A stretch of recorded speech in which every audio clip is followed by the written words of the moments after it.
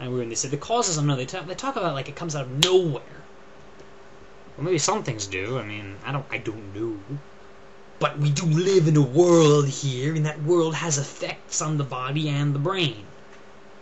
You know?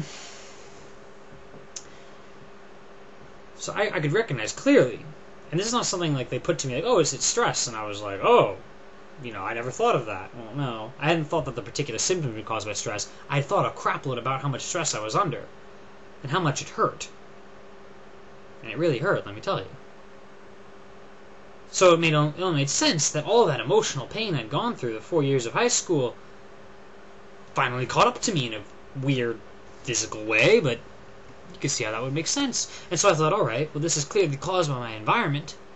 The thing to do then is to change the environment. Which I did. I went to college, and I chose my college and my classes and my way of living in such a way as to decrease stress as much as possible. So just I hate schedules and deadlines and crap, Which, alright, I still do my schoolwork and such, but wow, college has been a lot easier than high school for me. I don't know what that says about my college, or more specifically my high school. But I thought this is a good environment for me. This is much, much less stressful. I can start healing, and I was healing. I am healing. I've been healing all through my first year of college, And second semester of freshman year was a lot better than first semester of freshman year, and this previous semester has been better still, So I think I'm on this path, and I'm okay. And then, as I said a couple weeks ago or whatever, I had, some more problems, and then, oh, well, you should be on drugs. You should, I don't know. I get the feeling that, no one else gets my problem. I'm wondering if other people out there on the internet, as Bush would say, on the internet would you know what I mean? You've been through that, and they're like, I don't think anyone gets it. And then you gotta go, wait a minute, maybe I'm just being an idiot here.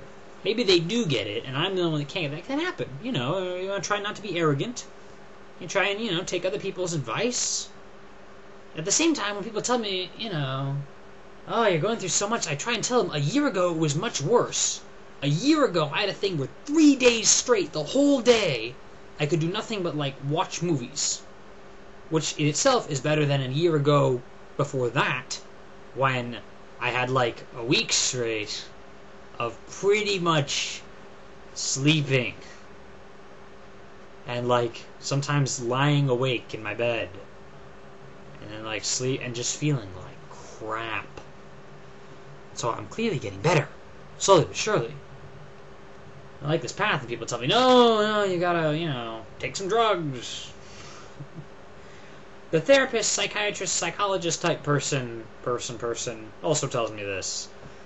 And I just have to wonder, okay, well, I think there may be some biases here. Now, there's the one bias that the client has, talking to a therapist. Most people have a self-confirming bias, certainly in Western society. And, you have a bias towards declaring yourself healthy and fit and, hey, I'm okay. Alright, I'll acknowledge you probably have a bias in that regard. At the same time, the therapist-type person has a bias or potential for a bias in declaring you not okay, because this is how the therapist person makes money. And I'm not saying they're all liars or anything. No, not any more than regular people. I'm no Scientologist, believe me. Those people are crazy. And I'm sorry for them. Anyway. But, there's a potential for this, well, you should come in for more sessions, and you should... And you try and weigh this out, and you're like, well, what do I need? It's not like my life is in tatters. I've gotten through college okay, independent of all my family and everything, and, I've gotten A's and B's and 1 C, and okay. I have, friends, okay, Though, as I said in my spiritual malnutrition video way back when, I did pick up a habit, college, of not talking to people enough. Because A, it's a new environment, I don't know anybody. B, I got the stress disorder. It's hard to meet people when I have to lie down a lot. I can't schedule anything, and it's hard to join any clubs or anything when, And C, I'm always working on my ideas and my creative stuff, and that's rather hard to share with people because no one wants to hear the half-baked idea.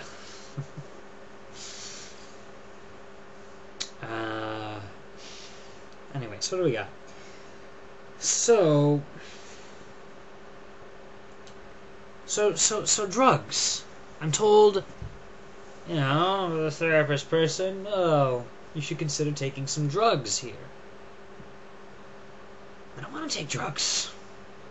I mean, I really freaking don't. I mean, I'd like to try everything else possible first. I'm not saying drugs are entirely wrong.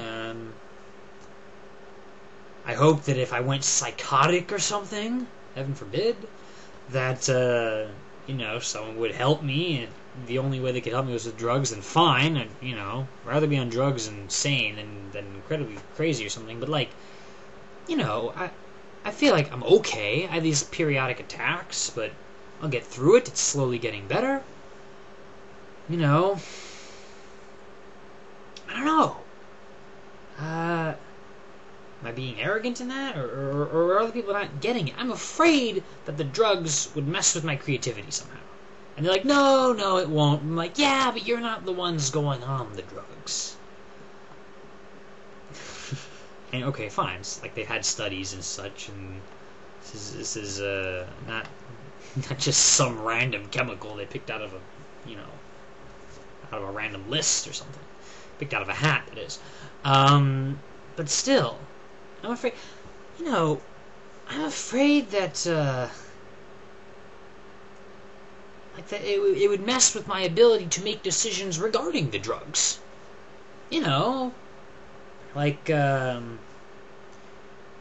Well, if your arm is broken and you get a cast, and there's something wrong with that cast, maybe it's improperly fit, or maybe the temperature can mess with, I don't know, you see there's something wrong with it, you can consciously say, oh, wait a minute, there's something wrong with the cast here, and you do something about it. Okay? But if you're on a drug, I know this is a fear, maybe I'm exaggerating it, but I'm just saying how I feel. If you're on a drug, and it's messing with your brain, in a way that's intended to help you. I'm not even talking about street drugs. I'm talking about prescription drugs.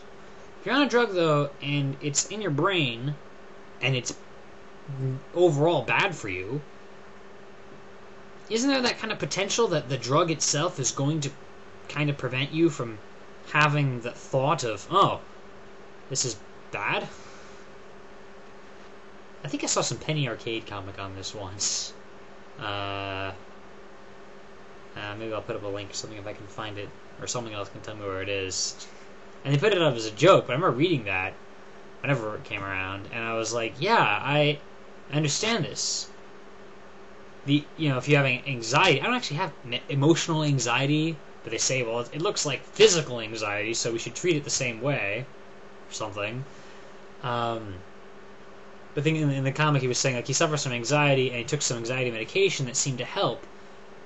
But then he was afraid of taking it again, because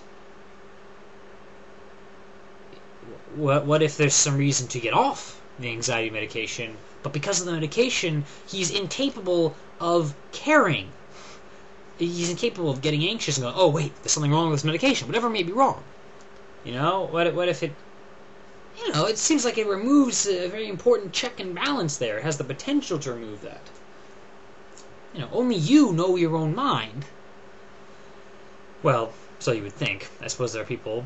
I suppose to some degree all of us don't exactly know our own minds. We get advice from other people, and okay, whatever. But you wonder, what if the drug takes away my attacks or whatever, but then just takes away joy or some aspect of it, and takes away my ability to care either way.